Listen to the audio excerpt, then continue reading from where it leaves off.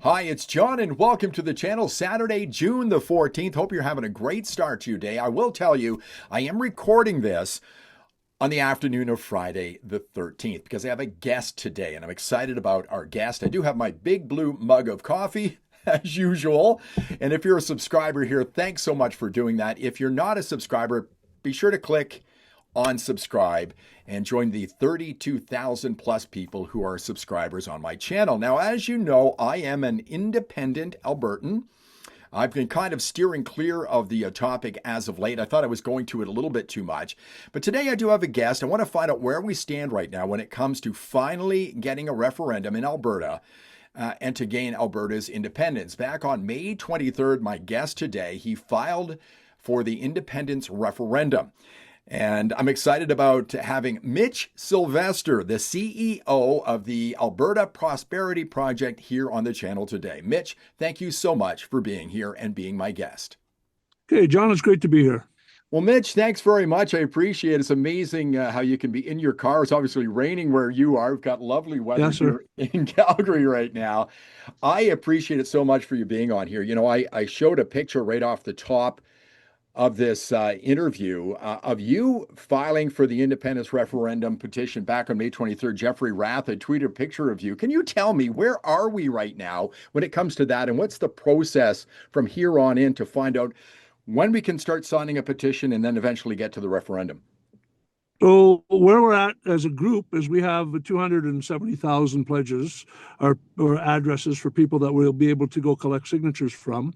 The Premier has changed the threshold from 600,000 signatures to 177,000 signatures. However, that new bill has royal assent, but it has not been ratified, so it's not law yet. So we submitted that question that you're referring to with a cover letter saying that when it's ratified, that this would come into effect. Elections Alberta actually didn't want to accept that, so what they've told us is to come and resubmit when the new law comes in.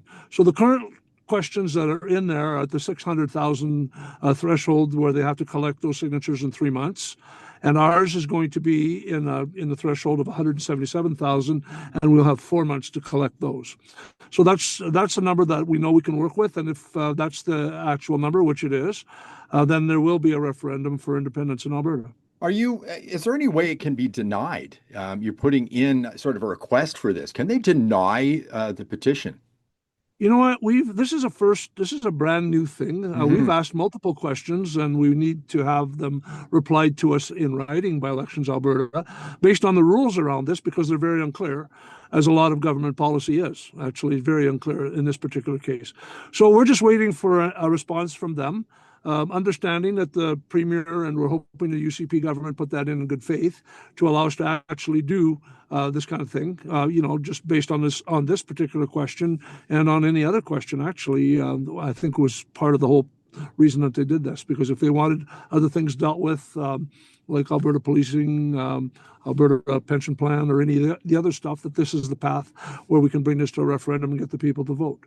I'm feeling pretty optimistic right now. I really am. I spoke with Corey Morgan a couple of weeks ago, and I asked him whether he thought maybe there might be a lull in this momentum that's happened, I think, when it comes to the independence vote through the summertime. But I see all the things that you're doing, that the Alberta Prosperity Project is doing, the people who are showing up. It seems like day after day you've got different meetings set up. I'm looking forward. I RSVP to the 24th here in Calgary, so hope to see you. Maybe you'll be there and meet you. I will be there. Yeah. Are you optimistic? How are you feeling about it right now?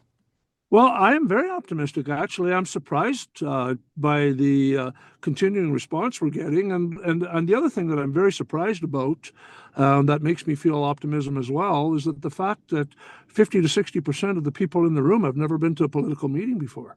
And the other thing I'm seeing is young moms with babies and young people. Traditionally, our political meetings were people over 45, even over 55, and now we're seeing a lot of 20 to 40-year-olds attending these meetings, and very much in support. So that all by itself makes me optimistic about this. The message is very strong. I mean, the message is very good, and we don't believe for one second that it's even partisan.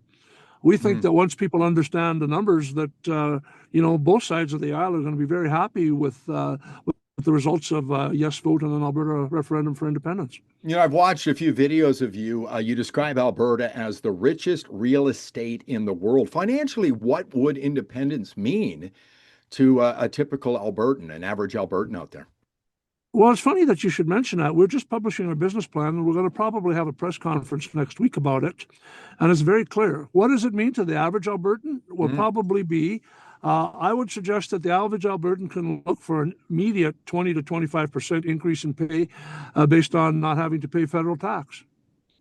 So say you're earning $70,000 a year, you can be looking for $17,000 more disposable income based on the fact that we don't have to pay all of these ridiculous taxes that we're being charged. You don't have to convince me, Mitch. I'm ready to sign. I'm ready to go. I really am. But what do you say to people who are sort of sitting on the fence? I saw an article, Rick Bell wrote about it today in the Calgary Sun. 58% of UCP voters in the province would vote to leave right now. 11% of them are unsure. So, they had almost 1 million people vote for the UCP. That means, upwards of 500 to 600,000 people would vote right now to go. What do you say to people who are kind of sitting on the fence? Maybe that 11% I mentioned. I think that once they understand the numbers, I don't think they'll be sitting on the fence anymore. And the other thing that they have to understand is this. We have a dysfunctional relationship with the federal government of Canada. And it's become clearer and clearer and clearer the further down the road we go. Like, they're literally sabotaging our industry. They're literally attacking our people. They're literally overtaxing us. This is all conscious. And we make it very clear in each of our presentations that this is actually what happens. This is not my words. These are the words that we see coming from the Premier of Alberta all the time. She literally said that they're sabotaging our industry. And we see it every day living where I live. I live in Bonnyville, Alberta. So Bonnyville produces 35% of Alberta's oil. And so we understand that every time that there's an attack on the oil patch, that we feel it directly. And the stats are showing that they continue to go down the road of the carbon cap, and there's stats that are saying that we will lose 54,000 jobs as a consequence to that. Now, nowhere else in Canada is any of this happening. Like, nowhere else in Canada are they attacking industry. Nowhere else in Canada would even dream of attacking industry, but it seems to be something that's been going on here for literally 120 years. And so we're just trying to, first of all, as an Albertan, we've always been on Team Canada. This is a very new position for me. This position actually happened after the last federal election, and not just for me. I think at that point, I think Albertans in general are the ones that we're dealing with for sure had lost hope in Canada. And many people are actually to the point where, they're ready to do this. They're ready for change based on the fact that they don't feel that there's any way out of this, our fourth consecutive Liberal government. And the fact that their behavior basically shows us that they don't really want us in this country, actually. To tell you the honest to God truth, they're happy to take our resources and our money, but they don't want to treat us with any respect. And that's basically what it is. You said this happened to you after the last election. You talking about the recent one on the 28th, or yes. The one previous? Okay. Yeah. No, this just recent one. And not just me. Like, I've never seen a deflation in people politically at the level that I saw the next morning on April 29th. Like, people were discouraged. And that's why they flocked to Alberta Prosperity Project to give them some hope. And we were getting 4,000 to 5,000 people an hour signing on to Alberta Prosperity Project after the election. Yeah. So you're not encouraged by what Carney's been saying about energy superpower, building projects across the country. You don't believe that at all? Absolutely not. Once a relationship and once the trust is gone and once the relationship is severed, we totally understand that with 82 ethics violations, the Liberal governments are basically criminals. They're basically taking money from Albertans. And if you do not, these people do not go to jail for the stuff that they do. Like, one ethics violation after another ethics violation, any one of which would have brought down any of the previous government. And they had like 82 from what I understand. So, ArriveCan, we, proroguing Parliament for $400 million missing, printing 327 or however many billion dollars they did during COVID with no audit, no tracing the money, infrastructure projects with actually no projects that happen, but the money gets transferred over. Nobody's looking into any of that. So the purpose of this whole exercise is that, and the Premier said this to me in meetings, in public meetings, actually. She said, and I quote her on this, she said that when I became Premier, I thought that I could change everything in 6 or 7 months, but everything's broken. Everything's broken means everything's basically so corrupt that you can't fix it. What do you make of I'm sorry, go ahead. Continue. And so if that's actually the case, and Pierre Poilievre actually says the same thing, and you can Google it and find it online anywhere. He said everything's broken. So we're seeing all manner of unprecedented stuff going on now. Everybody knows that something is off center. Something's wrong. Things going on that we've never seen before. We're also seeing censorship. We're seeing stuff that, as a person of my generation, we never ever thought would be even a conversation in Canada. Even the fact that the federal government, for whatever reason, is attacking our biggest industry is something that's beyond comprehension for me, literally. What do you make of Danielle Smith? You said you spoke with her. She's made this easier to have a referendum. Of course, she's being called a separatist. I don't like the word separatist. I'm an independence-minded Albertan. They're using separatist as a dirty word against us anymore. But what do you make of her? Well, just lowering the threshold made this possible. Yes. I'm not saying that it wasn't possible before, because with the amount of activity that we saw right after the federal election, I think for everybody to get one more person to get us to 600,000 would have been doable. Right. Yeah. So now that people understand we have enough people in our group to actually make this happen, people have backed off a little bit. But what we're seeing at town halls is that people are coming out, people are signing their intent to sign, and the wonderful thing about it is that 60% of the people that come, or 80% of the people that come in a lot of cases, have not signed our intent to sign already. They have not signed it. So that's telling me that even though we've got somewhere in the neighborhood of 260 to 270,000 people with pledges, the vast majority of our people have not pledged. I've been a little bit concerned along the way, Mitch, about really not having a face of this campaign. There's a number of different people kind of leading the way. Jeffrey Rath is out there, Cam Davies from the Republican Party. You're out there as well. Do you think we need sort of that cohesive voice, that one person out there speaking on behalf of this movement, or are we okay the where we are right now with a number of people speaking? This is consciously done. Okay. And the reason why we're doing this consciously is, here's the problem. The people of Alberta have to be the face of this. The people of Alberta are going to be the ones that ultimately decide this. They're going to go to a constitutional conference after this, and they're going to participate in that. And they're going to forever have to participate in a democracy moving forward, because that is how we got here. What's happened is because of our apathy that we ended up coming here. Well, let's not mistake the fact that we have real good lives here in Alberta for the most part, up until just recently in the last couple or 3 years. People here always had the opportunity that if they worked hard, they could, earn a lot of money and become basically as wealthy as you almost want by the amount of work ethic and making a smart decision or two here. You could do very, very well, as a lot of us have done. There's a lot of people in Bonnyville. That's, like I said, the heart of the oil patch. So there's a lot of people there that have come off of, dirt poor farms and have now become very, very wealthy people based on a real good work ethic and nose down, butt up, and working hard for years and years, and have actually earned a lot of money. And that's the Canadian dream. That's the dream why people come to Alberta. However, we're seeing today that is no longer the case. That is no longer the case for young people. Young people can't actually leave high school and work a couple of years and end up in a new house or a home, with very few exceptions. So when I was growing up, that was something that was not at all out of the question. As a matter of fact, it was more common than not. Yeah. I know you're busy. I've put down a few things and sort of a rapid fire thing. I don't want to take too much time on these things, but these are the arguments against independence that I hear all the time. And maybe if you could quickly respond to these. One, Alberta's landlocked. No problem. We're policy locked. We've always been landlocked. That's not going to change.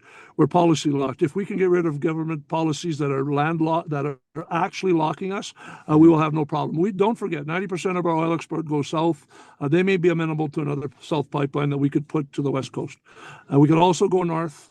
And BC is actually approving a pipeline as we speak. That's right. Okay, so Indigenous have rights to the land because of treaties. Well, the treaties gives them lots of rights, but I mean the interpretation of the rights for the land. But we're not leaving Indigenous people behind. I can't. I'm not in a position to talk about what their land rights are. I just know that all Crown land in Alberta belongs to the government of Alberta, and that's for sure. Because I just went through a big UNDRIP fight with basically the federal government on that, and won that based on treaties that were signed by all parties concerned: Aboriginal, Métis, farmers, trappers, all those people on caribou preservation just north of Bonnyville. And it was very clear, it was made very clear that Crown land in Alberta belongs to the government of Alberta. Yeah. So that's not the question. The question is that their treaty rights are rights that were signed by them. Nobody's going to chase them down. As a matter of fact, we want to try and make Aboriginal people way richer by giving them, actually tripling their income and giving them the opportunity to come out of poverty and to give them a better life. We're not leaving those people behind. But I really believe that the people that have, well, I don't believe, I know that we've showed our business plan to Aboriginal chiefs, and they're very excited about it. We really believe that we'll have them all on side. Yeah, you covered my next one regarding resources. A lot of people think that Canada owns the resources here in Alberta, so you covered that. What about seniors will lose their pensions? I know that you are a strong advocate for an Alberta pension plan. I think you're nuts if you don't want to be part of an Alberta pension plan. Seniors are worried about their pensions. So just understand, CPP has a portability clause. So it doesn't matter if you live in the country of Panama or in Costa Rica or in France or anybody. As a Canadian citizen, you paid into that CPP. Doesn't matter where you move, you're going to still get your Canada pension and your old age security. Mm-hmm. The other thing that you're not going to lose is your Canadian citizenship, based on the fact that, even our Prime Minister, Mark Carney, has like 3 or 4 passports. So those things are absolutely moot points. You're going to get your pension. You're going to get your OAS.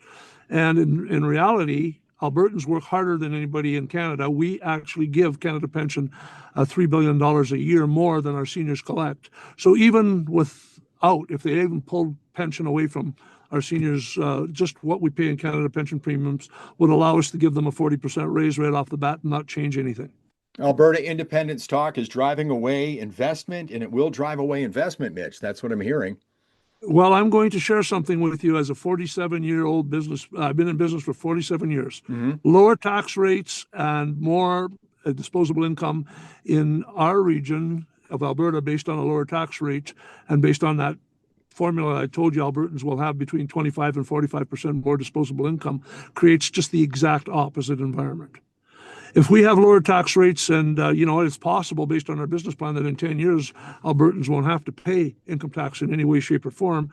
So if that's actually the case, Alberta business is going to thrive.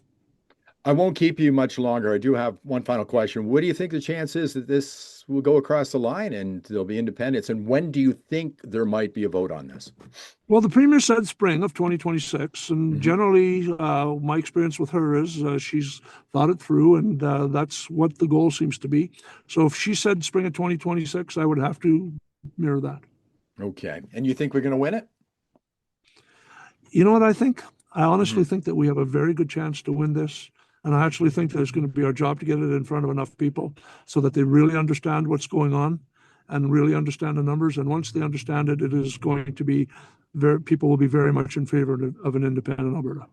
Mitch, thanks very much. I won't keep you any longer. I hope I can have you back, or we can get somebody else from the Alberta Prosperity Project. I'll put a link in the description so people can go there, find out where the meetings are. And you got a lot of them already lined up right into July right now. And again, on the 24th, I'm ready to go to that one. So I'm excited about that.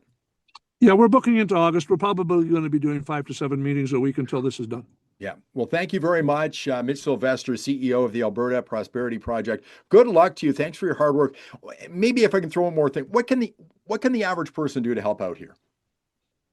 So go to the APP website, sign our commitment to our pledge commitment so that we know where you are, because we only have 120 days to collect the signatures. You know what? I've always said that if we have 250,000 members, if everybody donated $20 to $50 for us, we'd have lots of money to get this over the line. And that's what it's going to take for us to reach the young people and to pay our monthly expenses. Nobody here gets paid. So everybody's working on their own, basically on their own dime. It's all volunteer help. So as a consequence to that, moving closer to the election, we may need to hire people to do specific special tasks, and it would be very nice to have the money to do that. Mitch, thank you very much. And I'd like to thank everybody for watching. And we'll certainly try to get somebody back from the Alberta Prosperity Project talking more about Alberta independence. I thank you for watching the channel. If you like this video, please give it a thumbs up, subscribe to the channel, ring the bell for notifications, and I will see you in the next one.